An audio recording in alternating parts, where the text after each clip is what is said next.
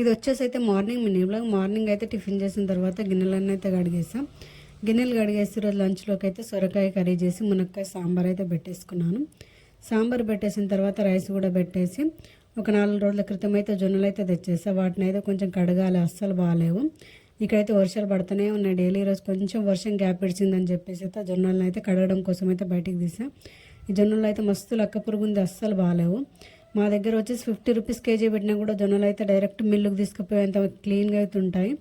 ఇవి ఒక 4-5 సార్లు అయితే మంచిగా గడిగా, అందులో చాలా లక్క పురుగు ఉంది. అందుకే అంటారు ఏదైనా దగ్గర ఉన్నప్పుడు విలువ తెలియదు అని చెప్పేసి. జొన్నలు అయితే కడిగి కొంచెం వాటర్ పోవడానికి అయితే పక్కకైతే పెట్టేస్తున్నాను. 4 రోజులు అయితే మళ్ళీ ఫుల్గా వర్షం అయితే స్టార్ట్ అయిపోయింది. చాలా వర్షం పడుతుంది. ఇంకా చేసేది ఏం లేక జొన్నలన్నిటిని అయితే కూలర్ కింద అయితే ఇలాగే ఎండకు పోసేసుకున్నాను.